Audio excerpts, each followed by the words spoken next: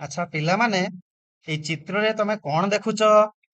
ମହାତ୍ମା ଗାନ୍ଧୀ ଗୋଟେ ସଭାରେ ଭାଷଣ ଦେଉଛନ୍ତି। କିଛି ଲୋକ ଭାଷଣ ଶୁଣୁଛନ୍ତି। ଆଉ କଣ ଦେଖୁଛ? ଆଉ କିଛି ଲୋକ ସେଠାରେ ତିରଙ୍ଗା ପତାକା ଧରି ଛିଡା ହୋଇଛନ୍ତି ସାର୍। ବହୁତ ବଢିଆ। ପିଲାମାନେ, ଆସ ଏବେ ଗୋଟେ ଆମେ ଭିଡିଓ ଦେଖିବା। ଆସନ୍ତୁ, ହିଂସାର ପଥରେ ଚାଲି ବ୍ରିଟିଶ ଶାସନ ବିରୋଧରେ ଆମ ସ୍ୱାଧୀନତାର ଲଢେଇକୁ ଆଗେଇ ନେବା।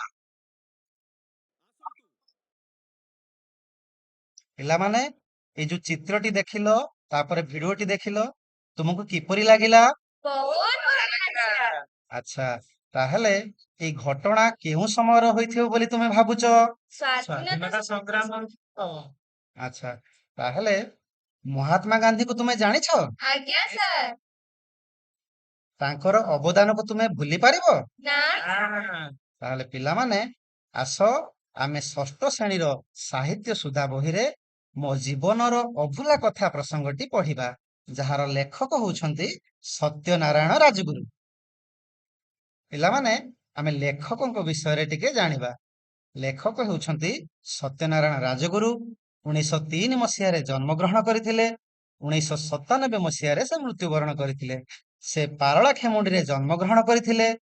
ଜଣେ ଐତିହାସିକ ଓ ଲିପିତତ୍ତ୍ୱବିତ୍ ଭାବରେ ସେ ସୁପରିଚିତ। ସେ ଓଡ଼ିଆ ଭାଷାର ଉତ୍ପତ୍ତି, କଳିଙ୍ଗର ଆତ୍ମକଥା, ଗଙ୍ଗବଂଶର ଇତିହାସ ପ୍ରଭୃତି ପୁସ୍ତକ ରଚନା କରିଛନ୍ତି।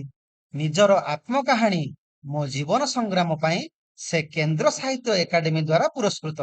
ସଂକଳିତ ପାଠ୍ୟାଂଶ ମୋ ଜୀବନ ସଂଗ୍ରାମ ପୁସ୍ତକରୁ ଗୃହୀତ। ସେ ନିଜର ଐତିହାସିକ ଗବେଷଣା ନିମନ୍ତେ 1974 ମସିହାରେ ପଦ୍ମଶ୍ରୀ ପୁରସ୍କାର ପାଇଥିଲେ।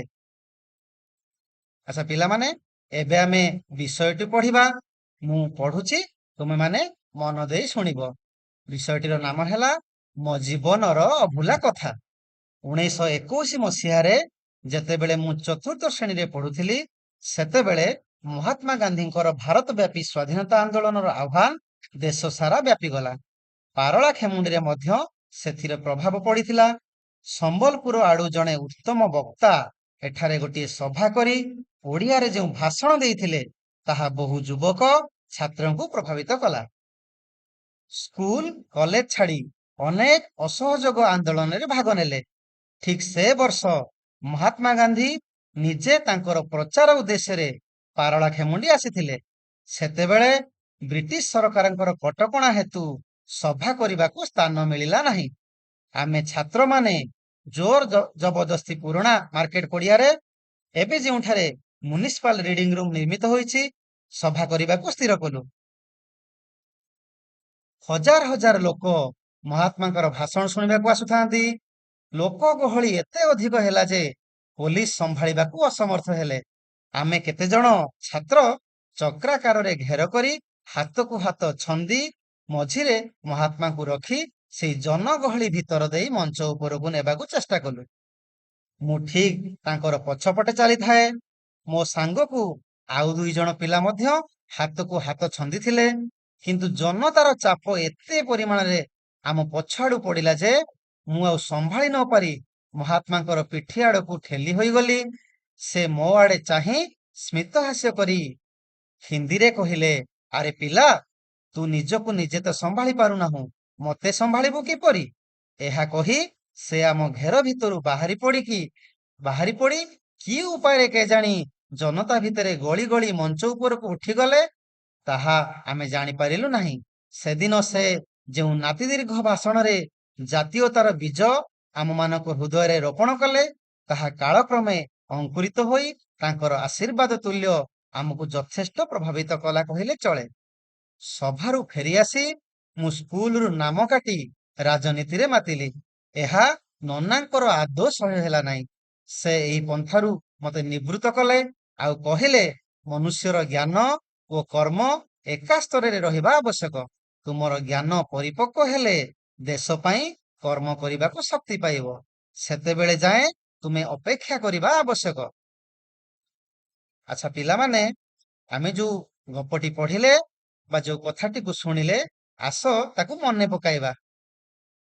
ଆଚ୍ଛା ପିଲାମାନେ କହିଲ, ଗାନ୍ଧିଜୀ କାହିଁକି ପାରଳାଖେମୁଣ୍ଡି ଆସିଥିଲେ? ଲୋକଙ୍କ ମନରେ ଜାତୀୟତାବୋଧ ସୃଷ୍ଟି କରିବା ପାଇଁ ବହୁତ ବଢିଆ। ଆଚ୍ଛା ଅଙ୍କିତା, ତମେ କହିଲ ପାରଳାଖେମୁଣ୍ଡିରେ ସଭା କରିବାକୁ କାହିଁକି ସ୍ଥାନ ମିଳିଲା ନାହିଁ? ବ୍ରିଟିଶ ସରକାରଙ୍କ କଟକଣା ପାଇଁ। ବହୁତ ବଢିଆ। ତାହେଲେ ବ୍ରିଟିଶ ସରକାରଙ୍କ କଟକଣା ପାଇଁ। ଆଚ୍ଛା ରୋହନ, ତମେ କହିଲ ମୁଁ ଚତୁର୍ଥ ଶ୍ରେଣୀରେ ପଢୁଥିଲି, ଏଠାରେ ମୁଁ କାହା ପାଇଁ ବ୍ୟବହାର କରାଯାଇଛି? ସାର୍ ଲେଖକ ପାଇଁ। ବହୁତ ବଢିଆ, ଲେଖକ ପାଇଁ ବ୍ୟବହାର କରାଯାଇଛି।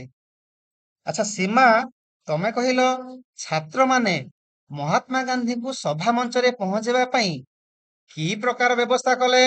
ଛାତ୍ରମାନଙ୍କ ଘେର ମଝିରେ। ଛାତ୍ରମାନଙ୍କ ଘେର ମଝିରେ। ବହୁତ ବଢିଆ। ଆଚ୍ଛା ସମସ୍ତେ କହିଲ ଆରେ ପିଲା, ତୁ ନିଜକୁ ନିଜେ ତ ସମ୍ଭାଳି ପାରୁନାହୁଁ, ମତେ ସମ୍ଭାଳିବୁ କିପରି? ଏଠାରେ ଆରେ ପିଲା ବୋଲି କାହାକୁ କୁହାଯାଇଛି? ରାଜଗୁରୁ। ବହୁତ ବଢିଆ, ସତ୍ୟନାରାୟଣ ରାଜଗୁରୁ। ଏହା ନନାଙ୍କର ଆଦର୍ଶ ହେଲା ନାହିଁ।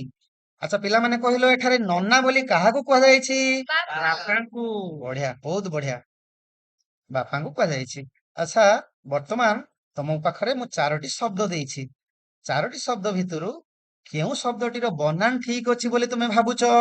ସାରେ ପ୍ରଥମ ଆଶୀର୍ବାଦ। ପ୍ରଥମ ଶବ୍ଦଟି କଣ ଲେଖା ହେଇଛି? ପ୍ରଥମ ଶବ୍ଦ ଆଶୀର୍ବାଦ। ଆଶୀର୍ବାଦ। ବଢିଆ। ଆଚ୍ଛା ପିଲାମାନେ ଏଠି କି ଚିତ୍ର ଦେଖୁଛ? ପ୍ରଜାପତି ସାର୍। ପ୍ରଜାପତି ଚିତ୍ର। ଭଲ ଲାଗୁଛି? ଆଜ୍ଞା ବଢିଆ ସାର୍। ଲାଗୁଛି। ଆଚ୍ଛା ପ୍ରଜାପତିର ଡେଣାର ବାଁ ପଟରେ ଗୋଟେ ଶବ୍ଦ ଲେଖା ହେଇଛି, କହିଲ ସେ ଶବ୍ଦଟି କଣ? ସହଯୋଗ। ଅଜବ। ଆଚ୍ଛା ସହଯୋଗ ଲେଖା ହେଇଛି ନୁହେଁ? ତାହେଲେ ପ୍ରଜାପତି ଡେଣାର ବାମ ପାଖରେ ଥିବା ଶବ୍ଦର ବିପରୀତ ଅର୍ଥ ବୁଝାଉଥିବା ଡାହାଣ ପାଖରେ କେଉଁ ଶବ୍ଦ ବସିବ? ତୁମେ ମାନେ ଯୋଉ ତଳେ ନାଲି ଅକ୍ଷରେ ଯୋଉ ଶବ୍ଦ ଗୁଡିକ ଅଛି, ସେଇ ଶବ୍ଦ ଭିତରୁ କେଉଁ ଶବ୍ଦଟି ଠିକ ହବ ସେଇ ଶବ୍ଦ ବାଛି କହିବ। ପିଲାମାନେ କହିଲ କେଉଁ ଶବ୍ଦଟି ହବ? ଅସହଯୋଗ। ଅସହଯୋଗ। ବଢିଆ। ତାହେଲେ ପ୍ରଜାପତିର ଡାହାଣ ପଟରେ ଅସହଯୋଗ, ବାମ ପଟରେ ସହଯୋଗ। ଆଚ୍ଛା ତାହେଲେ ସହଯୋଗର ବିପରୀତ ଥିଲା ଅସହଯୋଗ।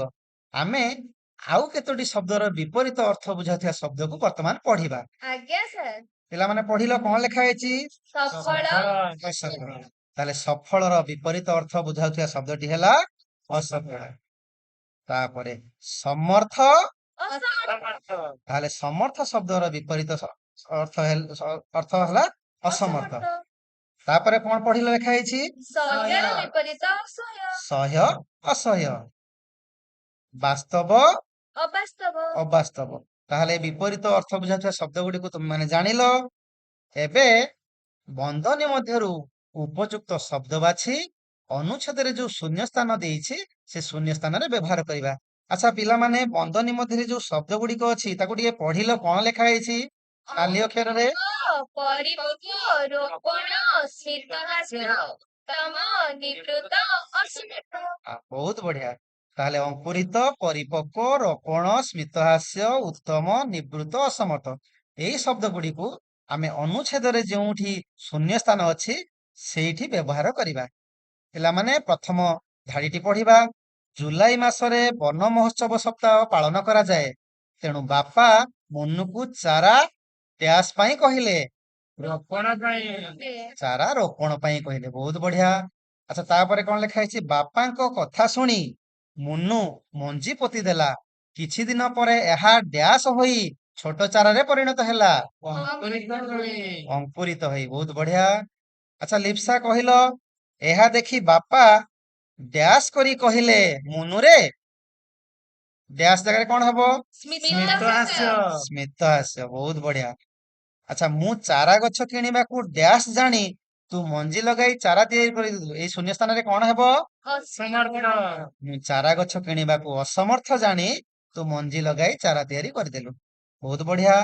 ଏହା ଡ୍ୟାସ୍ ହେଲେ ଫଳ ଦେବ? ପରିପକ୍ଵ ହୁଏ। ପରିପକ୍ଵ ହେଲେ ଫଳ ଦେବ। ତେଣୁ ଆମେ ଗଛ କାଟିବାରୁ ଡ୍ୟାସ୍ ରହିବା ଉଚିତ? ନିବୃତ ରହିବା ଉଚିତ। ବହୁତ ବଢିଆ। ତୁ ତୋ ସାଙ୍ଗମାନଙ୍କୁ ଗଛ ଲଗାଇବା ଏକ ଡ୍ୟାସ୍ ଅଭ୍ୟାସ ବୋଲି ଜଣାଇଦେବୁ? ଉତ୍ତମ ଅଭ୍ୟାସ। ଉତ୍ତମ ଅଭ୍ୟାସ ବୋଲି ଜଣାଇଦେବୁ, କାରଣ ଗଛ ଆମର। ବନ୍ଧୁ। ବହୁତ ବଢିଆ। ଆଚ୍ଛା ପିଲାମାନେ ଯୋଉ ଶୂନ୍ୟ ସ୍ଥାନ ଉଠେଇ ଦେଲା ପରେ ସେଇ ଶୂନ୍ୟ ସ୍ଥାନରେ ଯୋଉ ଶବ୍ଦ ଗୁଡିକ ବସିଲା ତାକୁ ଆମେ ଆଉ ଥରେ ପଢିଦବା।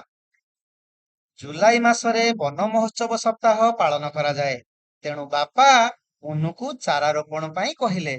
ବାପାଙ୍କ କଥା ଶୁଣି ମୁନୁ ମଞ୍ଜି ପୋତି ଦେଲା। କିଛି ଦିନ ପରେ ଏହା ଅଙ୍କୁରିତ ହୋଇ ଛୋଟ ଚାରାରେ ପରିଣତ ହେଲା। ଏହା ଦେଖି ବାପା ସ୍ମିତହାସ୍ୟ କରି କହିଲେ, ମୁନୁରେ, ମୁଁ ଚାରା ଗଛ କିଣିବାକୁ ଅସମର୍ଥ ଜାଣି ତୁ ମଞ୍ଜି ଲଗାଇ ଚାରା ତିଆରି କରିଦେଲୁ। ଏହା ପରିପକ୍ୱ ହେଲେ ଫଳ ଦେବ। ତେଣୁ ଆମେ ଗଛ କାଟିବାରୁ ନିବୃତ୍ତ ରହିବା ଉଚିତ। ତୁ ତ ସାଙ୍ଗମାନଙ୍କୁ ଗଛ ଲଗାଇବା ଏକ ଉତ୍ତମ ଅଭ୍ୟାସ ବୋଲି ଜଣାଇଦେବୁ, କାରଣ ଗଛ ଆମର ବନ୍ଧୁ। ପିଲାମାନେ, ଭଲ ଲାଗିଲା? ତାହେଲେ ଏବେ ତୁମକୁ ଗୋଟେ ଗୃହ କାର୍ଯ୍ୟ ଦେଉଛି। ତୁମ ଜୀବନରେ ଘଟିଥିବା ଏକ ଅଭୁଲା କଥାକୁ ମନେ ପକାଇ ନିଜ ଖାତାରେ ଲେଖି ଆଣିବ। ଲେଖି ଆଣିବ ତ ପିଲାମାନେ? ଆଜ୍ଞା ସାର୍। ବହୁତ ବଢିଆ। ତାହେଲେ ଆମର ଦେଖାହବ ଆଗାମୀ ଅଧ୍ୟାୟରେ। ଧନ୍ୟବାଦ। ଧନ୍ୟବାଦ ସାର୍। ଏଥର ଯାହା ହେଇଥିବ ଟିକେ